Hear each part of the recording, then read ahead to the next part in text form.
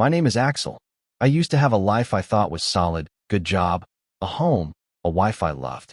But that all shattered the day she laughed at me and said, "No one will ever love a broke man like you."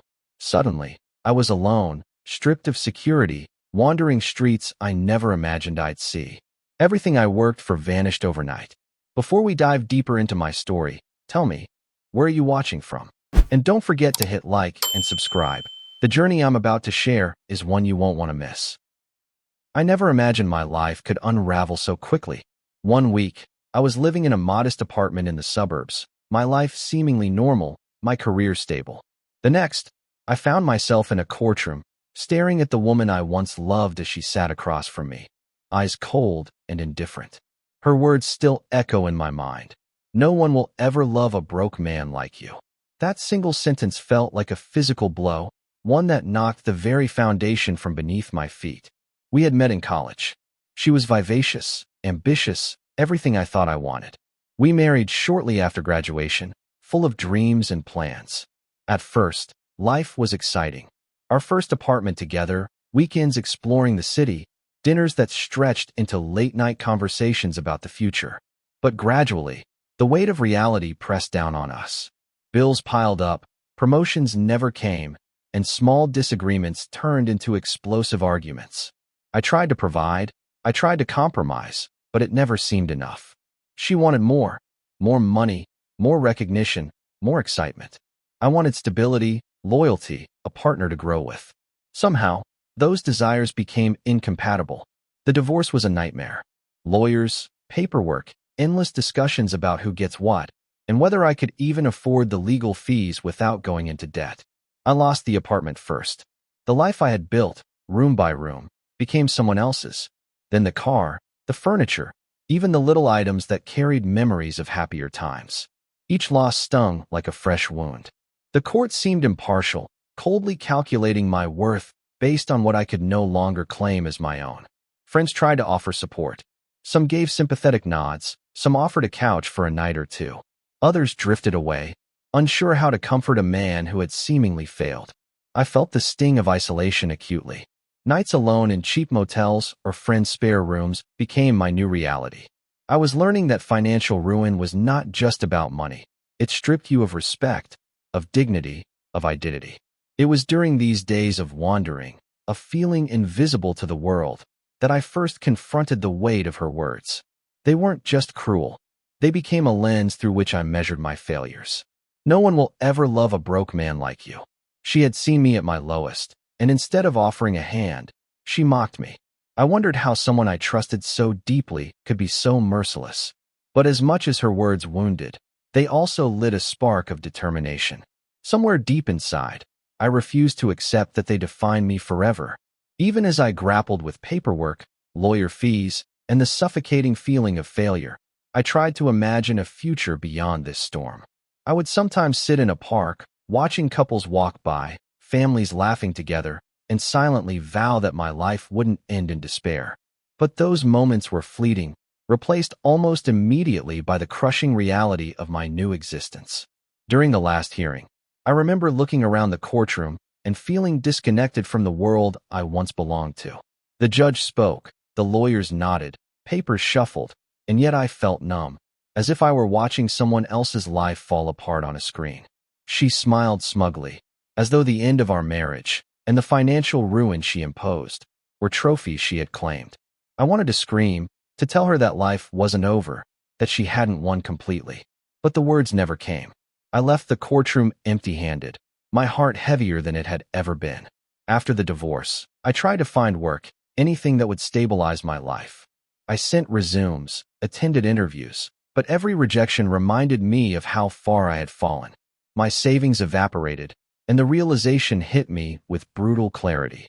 I was alone, unmoored, and for the first time in my life, truly vulnerable. The apartment, the job, the future I thought was mine, all gone. By the end of that month, I had no home to return to.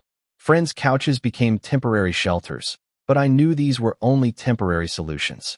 Nights were cold, days longer, hunger sharper. For the first time, I walked the streets not as a visitor or passerby, but as someone who belonged nowhere. I was invisible to the city, unnoticed, a ghost wandering between dumpsters, bus stops, and abandoned buildings. It was the start of my descent into homelessness, a period I would later look back on with disbelief. How could a life that once seemed secure spiral into such chaos in mere weeks? And yet, that was reality. My ex-wife's laughter, her cruel words, and the stark emptiness of my life became the soundtrack of my days. I clung to the hope that something, anything, would change, though at that moment, I had no idea what or when. But even in those darkest days, I felt a flicker of defiance. Somewhere beneath the exhaustion, the hunger, the shame, there was a part of me that refused to surrender completely. That small spark would grow, and it would eventually lead me to a moment I could never have imagined, a stranger in a suit, a life-altering inheritance, and a twist of fate that would change everything. Life on the streets was nothing like I had imagined. It wasn't glamorous, it wasn't temporary, and it certainly wasn't easy. Every day was a battle for survival, a constant negotiation between hunger, exposure, and the fragile thread of my own sanity. I had once worked in an office, wore suits, and had meetings with colleagues. Now, I scavenged through dumpsters behind closed restaurants, hoping to find something edible, anything that would keep me alive for another day. The first few nights were the hardest. I remember curling up in alleyways, the chill of concrete seeping through my clothes, rain soaking me to the bone. I quickly realized that no blanket or thin jacket could protect me from the relentless nights of the city. My stomach was always empty. I learned to avoid the obvious dumpsters first, the ones closest to the main streets where security cameras and employees often chased people away. The back alleys became my territory, a place where I could search without constant harassment. I wasn't alone in my misery. The streets were filled with others like me, each carrying stories that rivaled mine. There was Marvin, an older man who had lost his job and family after a series of misfortunes.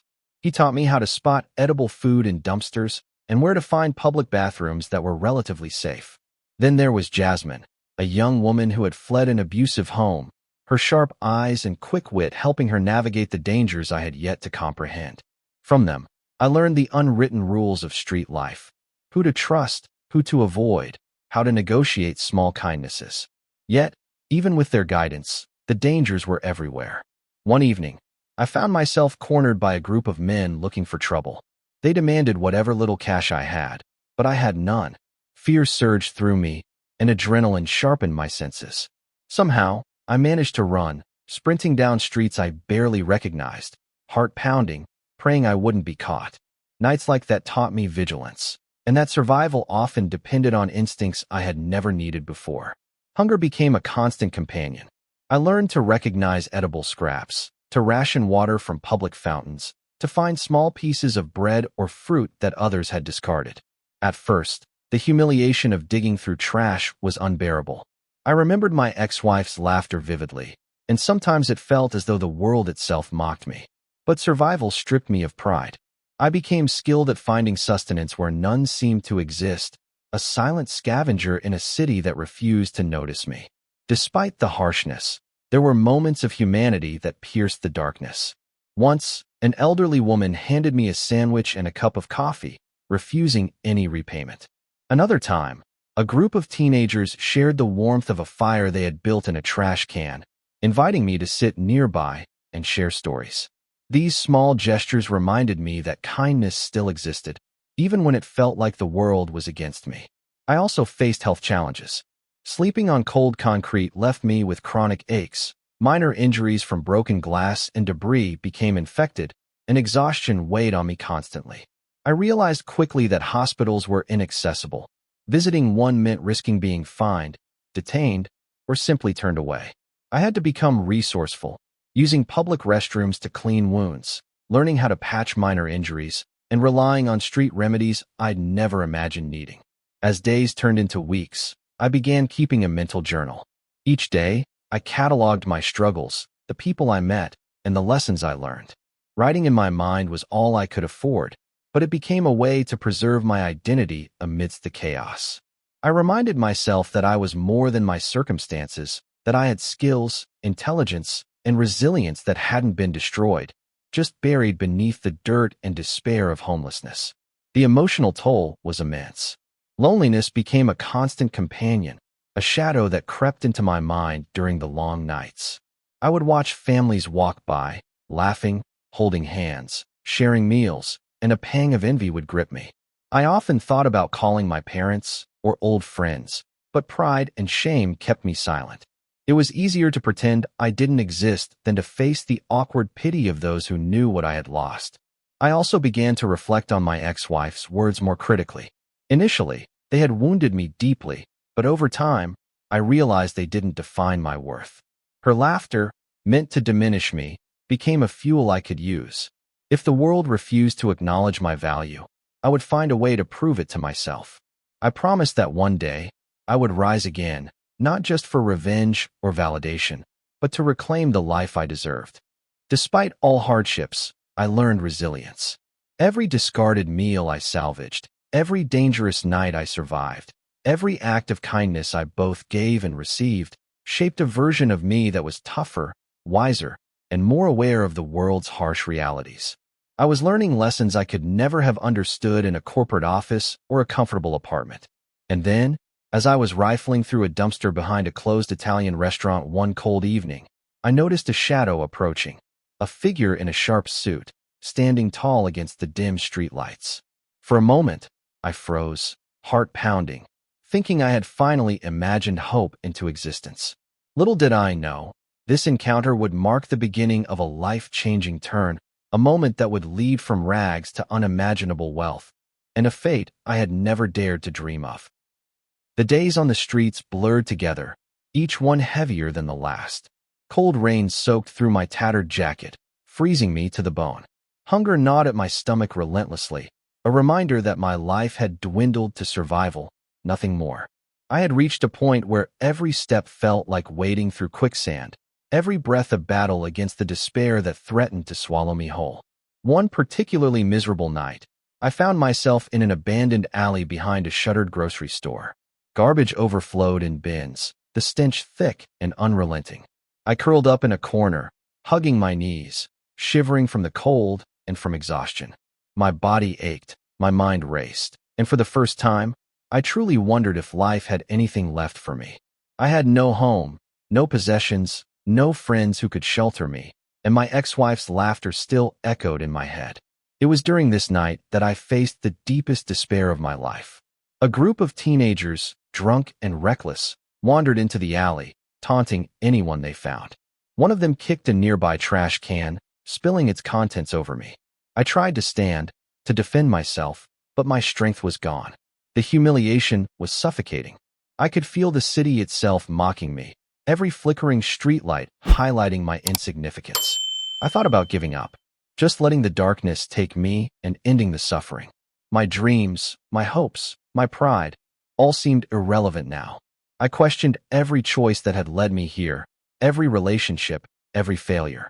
The world had stripped me bare, leaving only a man on his knees in the dirt, searching for scraps and dignity. I closed my eyes and for a brief moment, entertained the thought that this was the end of Axel, that nothing could redeem me now. But even in that darkness, a flicker of defiance remained. Somewhere, deep inside, I felt a stubborn spark refusing to die. I thought about the life I had lost, yes, but also about the man I had been, a man who had dreams, ambitions, and the capacity to fight back. That spark whispered that my story wasn't finished, that there might still be a twist of fate waiting to rescue me from the depths I had fallen into. As I sat there, drenched and trembling, a stray dog approached, timid but curious. It looked at me with eyes that seemed to reflect my own despair. I reached out a hand, sharing a piece of moldy bread I had scavenged earlier. The dog nuzzled my palm, a simple act of connection, and in that tiny gesture, I felt a strange, fragile sense of hope. If even this creature could trust me, maybe the world wasn't entirely lost. I began to realize that my lowest point didn't have to be my end. The streets had beaten me, humiliated me, and stripped me of every comfort, but they hadn't destroyed me completely. Somewhere, beyond this alley, beyond the cold and the hunger, there might be a chance for redemption. I promised myself, silently, that I would not surrender to despair, that if I could survive this night, I could survive anything. Little did I know, The night's misery was only the prelude to something unimaginable. A stranger was about to appear, a man in a suit who would change everything I thought I knew about fate, luck, and the life I deserved. In that moment, I had no idea that my story was about to take a turn so incredible that I would question every assumption about who I was and who I could become. As the rain continued to pour and the city slept around me, I hugged myself tightly, whispering a silent vow. I won't give up. Something will change. I have to believe it. And just as that thought settled in my mind, I noticed a shadow approaching, a figure tall, confident, and completely out of place in the grime and chaos of the alley. My heart skipped a beat, a mixture of fear and hope flooding me. This was the moment that would define everything that came next. Little did I know, a single conversation with this stranger would set in motion a chain of events that would lead me from dumpsters to a life I had never dared to dream of, a life of wealth, influence, and unimaginable opportunity. And yet, there was one condition, one challenge I would have to face before I could claim it all. I was rifling through a dumpster behind a closed Italian restaurant, the rain soaking me through, when I noticed a figure approaching. At first, I thought it was someone else scavenging, another lost soul like me, but the sharp cut of his suit and the shine of his shoes immediately told me otherwise. He walked with purpose, a confident stride that seemed almost surreal in the midst of the filth and chaos surrounding me. "Excuse me," he said, voice calm but commanding. "Are you Michael Thompson?" For a moment, I froze. Michael Thompson? That wasn't my name. I blinked, trying to make sense of the situation. Yes. I managed to nod, my voice barely audible over the pounding rain. He smiled, a warm, knowing smile that seemed oddly out of place. "Mr. Thompson, my name is Harold Green. I'm a lawyer representing your great-uncle from New York." I stumbled back a step, the words barely registering. My great-uncle? I hadn't even known I had a great-uncle alive, let alone wealthy enough to have a lawyer track me down while I was digging through garbage. My hands shook as the reality of the moment hit me. Mr. Green continued, unfazed by my obvious shock. "I'm here with news that will change your life. Your great-uncle has passed away, and he left you his estate, his yacht, his penthouse in Manhattan, and a total inheritance of $57 million. I laughed nervously, certain it was a cruel joke. "You're joking, right?" He shook his head. "I assure you, Mr. Thompson, this is real. Every word." However, his tone shifted slightly, introducing a weighty pause. "There is one condition." My heart skipped a beat. The first flicker of hope in months, perhaps years, surged through me. I could hardly comprehend that someone I had never met, a distant relative whose existence I barely knew, could leave me a fortune like this. I glanced down at my clothes, soaked and tattered, my hands grimy from dumpster diving, and felt the absurdity of the moment pressing in. How could someone like me, living on the streets, ever hope to claim something so extraordinary? Mr. Green handed me a folder, heavy with documents and legal papers. "Your great-uncle was particular about who would inherit his estate.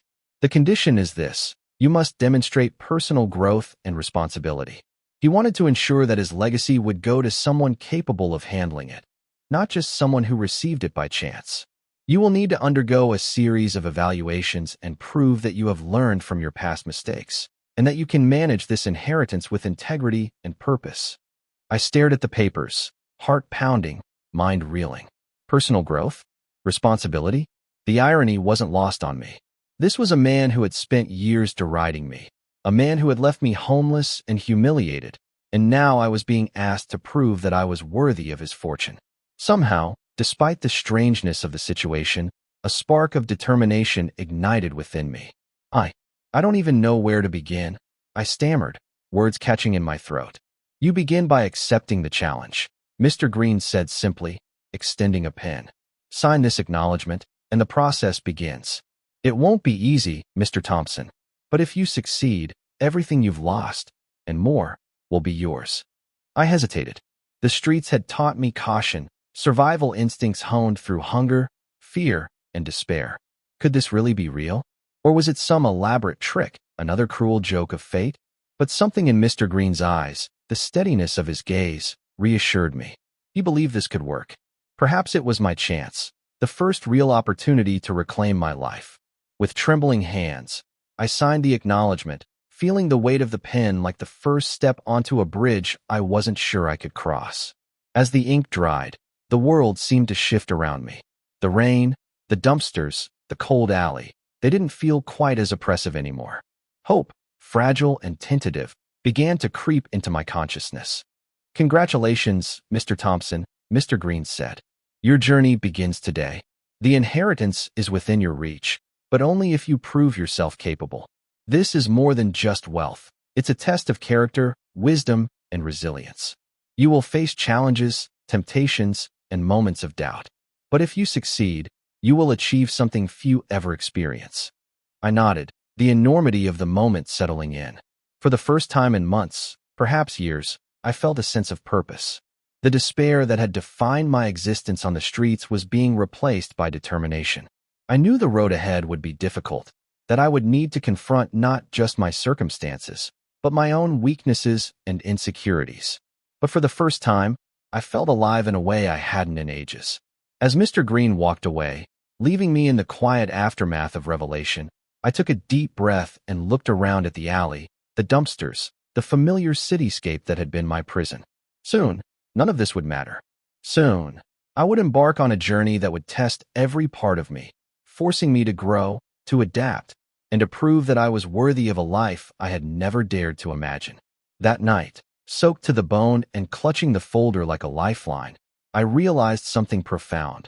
Life had given me a second chance, a twist of fate that demanded courage, resilience, and integrity. And deep down, I knew that whatever challenges lay ahead, I was ready to face them. The path from homelessness to unimaginable wealth, and a chance at redemption, had begun. The next morning, I woke in a shelter, still clutching the folder from Mr. Green. I barely slept the night before, excitement and disbelief battling with the lingering remnants of despair. For years, I had been invisible to the world, a man wandering the streets unnoticed, surviving on scraps. And now, suddenly, a distant relative I barely knew had left me a fortune that most people could only dream of. I met Mr. Green later that day at a small office in the city. The setting felt unreal: crisp air, polished floors, expensive furniture. I was still in the clothes I had worn through countless rainy nights on the streets, but Mr. Green treated me with courtesy and seriousness, as if I belonged here. He opened the folder, spreading documents across the desk. "This is your great-uncle's estate," he said, pointing to photographs, architectural plans, and asset listings. First, the penthouse in Manhattan, 25 stories above the bustling streets, overlooking the skyline. It's fully furnished, including art collections and rare antiques that belong to your family for generations. I stared at the photographs. The apartment was magnificent: floor-to-ceiling windows, sleek marble floors, and a terrace that offered a breathtaking view of the city. Every detail exuded luxury and sophistication. It was hard to believe that this was mine, that I could actually live here one day. And here, Mr. Green continued, is the yacht. 50 feet long, equipped with every amenity for both leisure and entertainment. A professional crew can be hired, but the yacht is yours to manage and enjoy. It has been maintained meticulously over the years and is ready for immediate use. I could hardly comprehend it. A penthouse, a yacht, a life beyond anything I had ever experienced. The $57 million estate included stocks, savings, and other properties that I had only read about in magazines. I was shaking, my mind racing between disbelief and wonder. "And now," Mr. Green said, lowering his voice slightly, "the condition. Your great-uncle was particular. He wanted to ensure that his wealth didn't go to someone who would squander it, or who had not learned the value of hard work, resilience, and integrity. To claim this inheritance, you must demonstrate personal growth, responsibility, and the ability to handle challenges ethically." I swallowed hard. Personal growth. Responsibility. The irony wasn't lost on me. Just a few months ago, I had been living on the streets, scavenging for food, invisible to the world. Could I really prove myself capable of managing this fortune? The thought was both exhilarating and terrifying. "The process will be gradual," Mr. Green explained. "You will have a series of evaluations, tasks designed to test your judgment, resilience, and character. You will encounter obstacles, ethical dilemmas, high-pressure situations, and temptations. Success is not guaranteed, but if you pass, Everything you see here will be yours. I nodded, absorbing every word. The challenges sounded daunting, almost impossibly so, yet a spark of determination ignited within me. For months, I had been surviving, barely holding on to hope. Now, there was a tangible goal, a reason to rise, to prove not only to the world but also to myself that I was capable of more than despair. The inheritance isn't just about wealth, Mr. Green continued. It's about legacy. Your great-uncle wanted someone who could honor his life, uphold family values, and use this opportunity wisely. He wanted to see that you had grown from the mistakes and hardships of your past. I thought about the years I had spent in despair, about the humiliation of being homeless, about my ex-wife's cruel laughter echoing in my mind. That anger, that pain, had taught me lessons I never expected. Resilience, patience, and empathy, qualities that had been forged in the harshest circumstances. Maybe, just maybe, I was ready. The first step, Mr. Green said, handing me a calendar with scheduled tasks and meetings, is to begin demonstrating these qualities immediately. Your actions over the coming weeks will determine whether you are ready to inherit the estate. You will be observed, guided, and evaluated. Remember, this is as much about who you are as it is about what you will receive. I left the office in a daze, clutching the folder and the calendar like lifelines. The streets outside seemed different somehow. The cold, the grime, the fear, they were still there, but for the first time, they felt like a backdrop to possibility rather than the entirety of existence. My life was about to change, but the journey would not be easy. Every lesson I had learned surviving on the streets would be tested, refined, and challenged. That evening, as I returned to my temporary shelter, I allowed myself a small smile.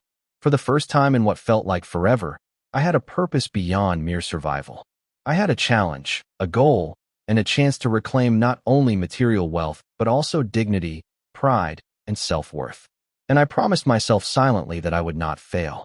No matter the obstacles, no matter the temptations, no matter the doubt, I would prove that I was worthy, not just of my great-uncle's inheritance, but of a life I had nearly lost entirely. The path ahead was uncertain, but for the first time in months, maybe years, hope was firmly within my grasp. And somewhere deep inside, I knew this was more than just an inheritance. This was a chance for redemption, a twist of fate that would test every part of me, transforming Axel, the man who had been invisible, homeless, and humiliated, into someone capable of something extraordinary.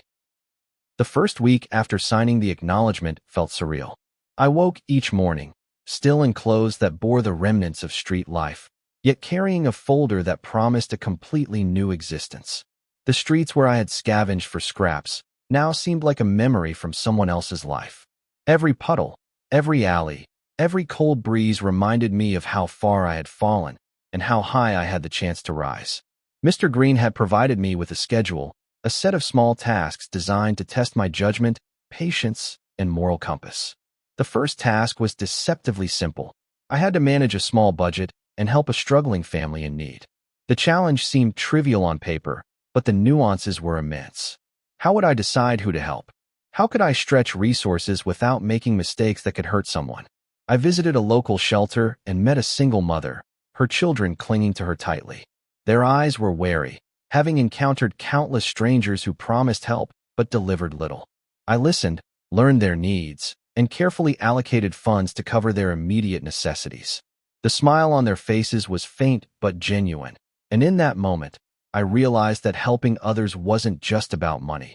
It was about empathy, attentiveness, and respect. I had grown in ways I never imagined during my months on the streets, but now I had to apply that growth consciously. The next task was more personal. I had to reconnect with someone I had estranged, to demonstrate the ability to repair relationships with honesty and humility.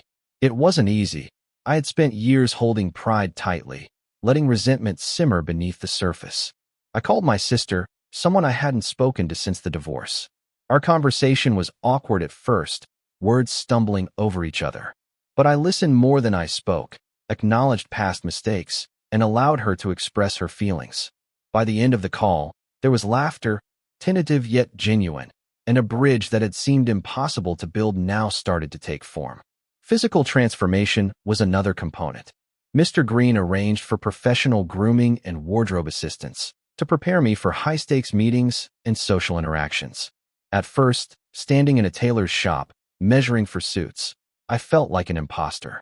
My hands, still rough and scarred from street life, brushed against fine fabric I had never imagined wearing.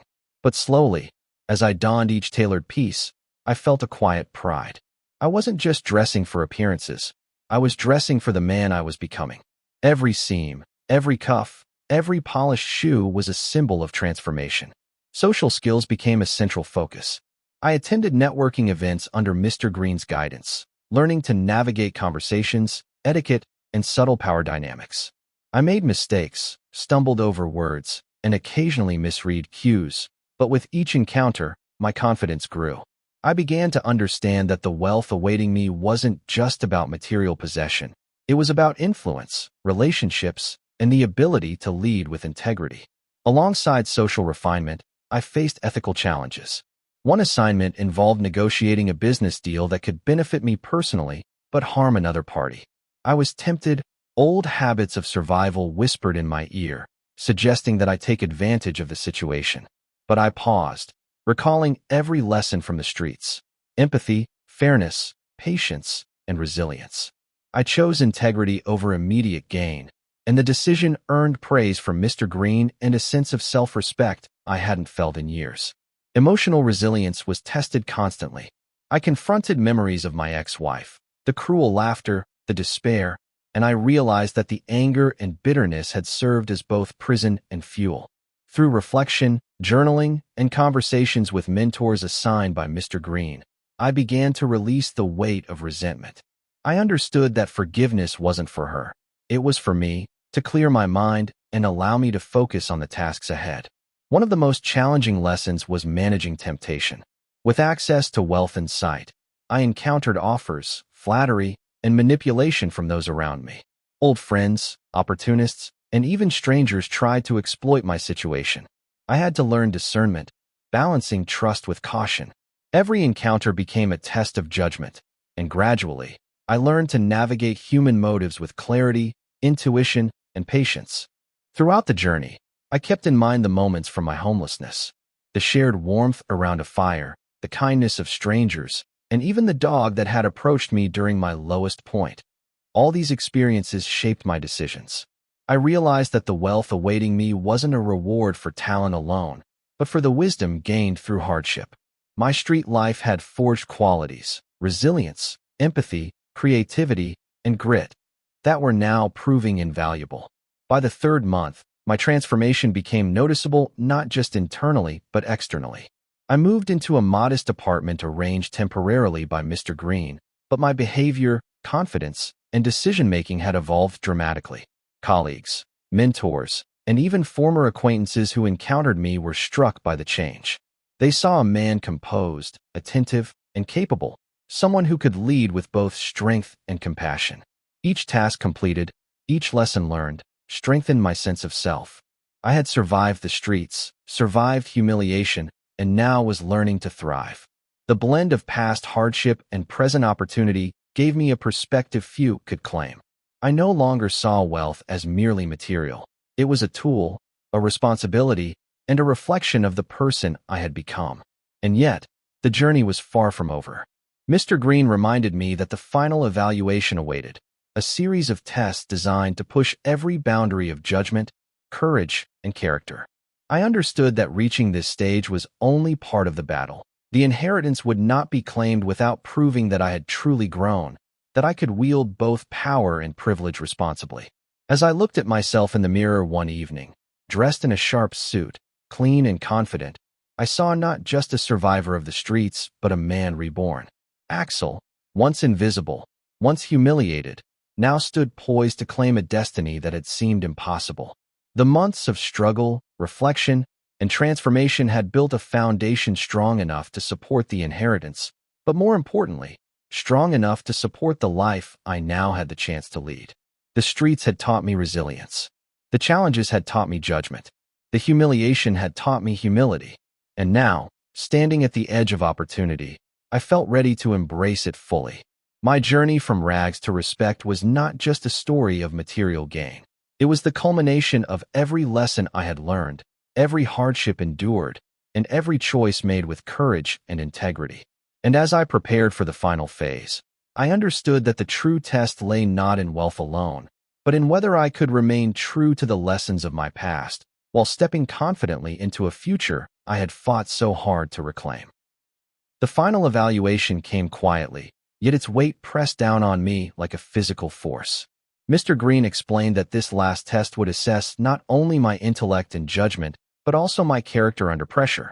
I had passed the smaller challenges, learned patience, empathy, and self-discipline, but now it was time to prove that I could apply everything in a real-world scenario, where lives, money, and reputation were at stake. The setting was a meeting room overlooking the city skyline, elegant and intimidating. Representatives from my great-uncle's companies, financial advisors, and even family acquaintances were present. Their eyes, sharp and evaluating, followed my every move.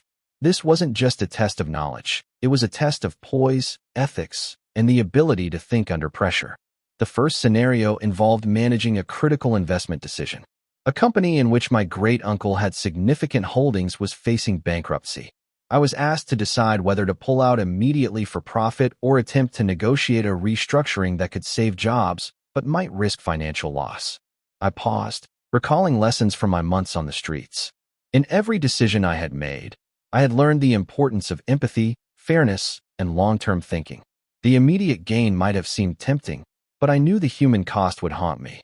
I proposed a plan for restructuring, suggesting measured support for the company while safeguarding the investments. The advisors debated my strategy, some skeptical, some impressed. Ultimately, my approach preserved both financial stability and hundreds of jobs. Next came an ethical challenge.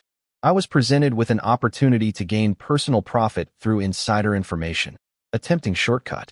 My heart raced, the old instincts of survival whispering in my mind. But I remembered the months of growth, the lessons from hardship, and the promise I had made to myself. I refused the offer, explaining my reasoning to the room. Integrity, I realized, was not just a moral choice, it was a practical one. The observers nodded, acknowledging my decision with subtle approval. Communication skills were tested as well.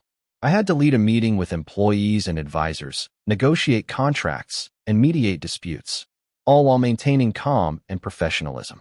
At first, I fumbled, unsure how to assert myself without seeming overbearing. But I drew on my experiences on the streets, the patience I had cultivated, the understanding of human behavior, the empathy I had learned through hardship. Slowly, I gained confidence, my words measured, my tone commanding yet considerate. By the end of the meeting, I had earned genuine respect from even the most skeptical attendees. The most personal test awaited last. I was confronted with a staged scenario mirroring my past, a desperate family seeking help, a moral dilemma, and the temptation to prioritize wealth or status over human compassion. This was the final measure of whether I had truly internalized the lessons my great-uncle valued. I recognized the parallels to my own experiences of poverty, isolation, and despair. Drawing on everything I had endured, I chose to prioritize the family's needs, arranging resources and support without hesitation. The observers watched silently, and I felt a quiet sense of clarity, as if I were finally acting not for approval, but because it was the right thing to do. After hours of evaluation, Mr. Green approached me with a smile that mirrored the first one I had seen months ago in the alley. "Axel," he said, "you have passed. Your actions demonstrate the growth, integrity, and judgment your great-uncle required. You are now ready to claim your inheritance." I was stunned. My heart raced, my mind a whirlwind of disbelief and elation. The streets, the despair, the humiliation, they all seemed distant now, replaced by a reality I had only dared to imagine. I was no longer the man digging through dumpsters, invisible to the world. I had proven, not only to others but to myself, that I was capable of managing this extraordinary fortune responsibly. The documents were signed, the legal processes finalized, and the keys to the penthouse and yacht were handed to me. For the first time in years, I stepped into a space of comfort, luxury, and possibility that felt almost unreal. The view from the penthouse terrace stretched across the skyline, a visual representation of the distance I had traveled from the depths of despair. The yacht glistened in the harbor, a symbol not just of wealth, but of resilience, courage, and determination. That night, alone in my penthouse, I reflected on the journey. Every hardship, every humiliating moment on the streets, every sleepless night and pang of hunger had shaped me into someone ready for this responsibility. The wealth I had inherited was more than money. It was a testament to survival, growth, and the strength of the human spirit. I also thought of my ex-wife and her cruel laughter. I did not feel the need for revenge, nor did I harbor bitterness. Instead, I felt gratitude for the lessons I had learned, even through suffering. I had proven, most importantly, to myself that I was not defined by poverty, humiliation, or the opinions of others. I was Axel, a survivor, a man transformed, a steward of opportunity. To those watching this story, I want to ask, how would you respond if life gave you a second chance like this? What hardships in your past have shaped you into the person you are today? Share your thoughts in the comments below. And if you found this journey inspiring, don't forget to like, subscribe, and share this story. Thank you for spending this time with me. Remember, no matter how low life may bring you, resilience, integrity, and determination can turn even the darkest moments into the first steps toward a brighter future. Stay hopeful, stay strong, and never underestimate the power of a second chance.